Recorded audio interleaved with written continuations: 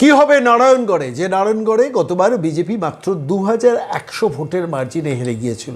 একসময় এই নারায়ণগড়ে, পশ্চিম মেদিনীপুরের এই নারায়ণগড়ে ডক্টর সূর্যকান্ত মিশ্র বিধায়ক ছিলেন 2011 থেকে 2016। 2016-র পর সেটি তৃণমূল কংগ্রেস ছিনিয়ে নেয় ডক্টর সূর্যকান্ত মিশ্রর কাছ থেকে।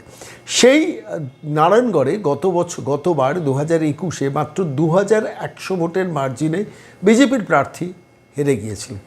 এবারে সেখানে রমাপ্রসাদ গিরিকে প্রার্থী করেছে বিজেপি এবং স্বাভাবিকভাবে প্রত্যাশা তুঙ্গে, প্রচুর জনসমাগম হচ্ছে।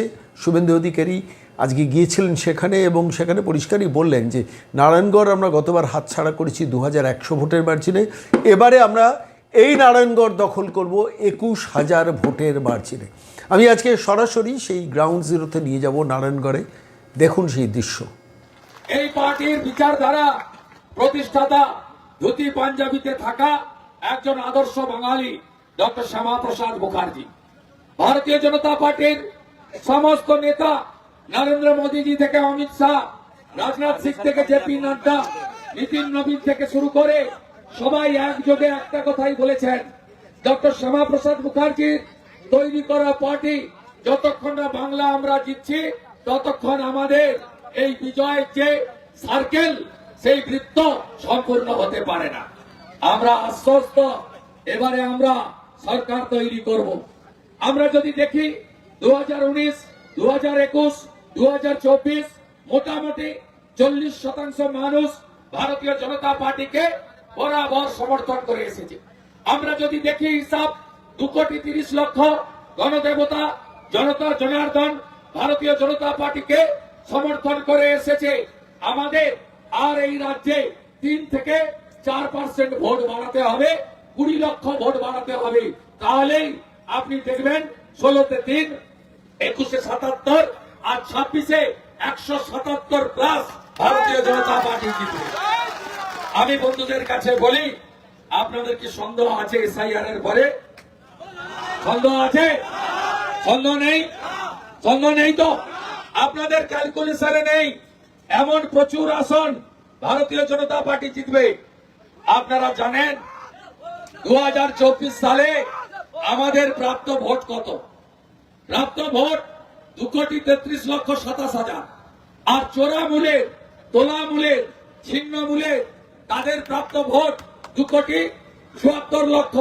মাত্র 40 লক্ষের গ্যাপ ছিল। এসআইআর এর প্রথম দফায় অর্থাৎ প্রথম 14 ফেব্রুয়ারি নাম বাদ চলে গেল কত? 58 লক্ষ। এরা কারা? মৃত, ভুয়া, ডবল ট্রিপল এন্ট্রি।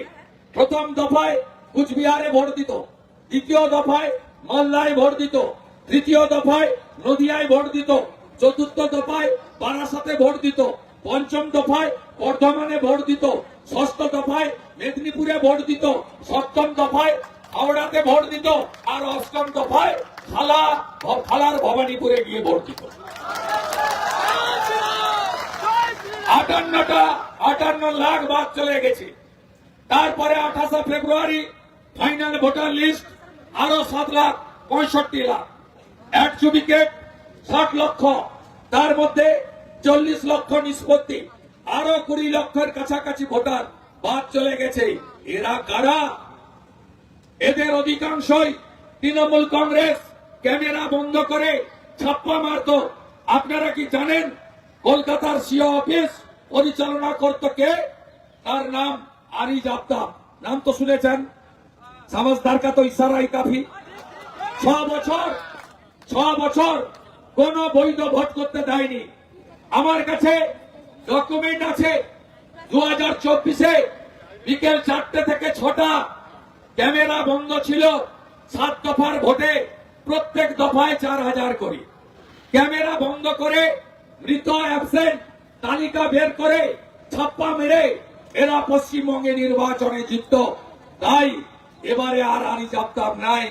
তাই দিদিমণির আর কোন সুবিধা হবে না। যা পিসি তুই চলে যা, বাংলাদেশে চলে যা।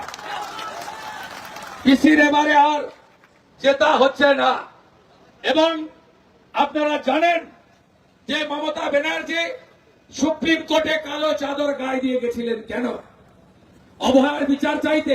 না 26,000-এর চাকরি বাঁচাতে, না পশ্চিমবঙ্গের উন্নয়ন, শিল্প, কর্মসংস্থান, আরো এয়ারপোর্ট, আরো সিপোর্ট, আরো জাতীয় সড়ক, আরো রেলপথ বানানোর দাবি নিয়ে, না বন্ধু, তিনি গেছিলেন বাংলাদেশি মুসলিম অবৈধ অনুপ্রবেশকারী রোহিঙ্গাদের ভোটার তালিকায় নাম তুলতে।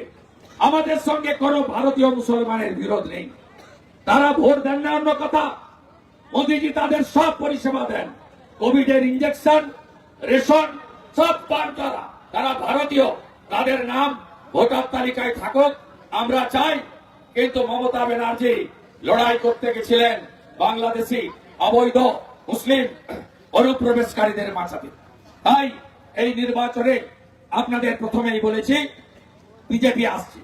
দ্বিতীয় আরেকটা কথা আপনাদের আমি দিতে পারি, বিশ্বাস করেন তো মেদিনীপুরের ছেলেকে 64,000 মুসলমান ভোট ছিল নন্দীগ্রামে, আমার হাতে একটা মাত্র পঞ্চায়েত ছিল 17টার মধ্যে, এখন তো আমার 11টা পঞ্চায়েত, 2টা পঞ্চায়েত সমিতি আমার হাতে, 29টা সমবায় আমি জিতেছি। নন্দীগ্রামে আমাকে হারাতে এসেছিল, বলেছিল আমার ছোট বোন নন্দীগ্রাম। উদ্দেশ্য ছিল মেদিনীপুরের এই ভূমিপুত্র সন্তানকে পরাজিত করে রাজনৈতিক নির্বাসনে পাঠানো। ওদের নেতারা বলেছিল কে শুভেন্দু হরিদাস, পিছনে মমতার ছবি আছে তাই শুভেন্দু আছে। মমতা ব্যানার্জির ছবি সরিয়ে নিলে শুভেন্দুর সামনে ফাঁকা চেয়ার পড়ে থাকবে, শুভেন্দু একা বক্তৃতা করবে। আমাকে হারাতে এসেছিল, আপনাদের আশীর্বাদে আমি 1956 ভোটে হারিয়ে বাড়ি পাঠিয়ে দিয়েছিলাম।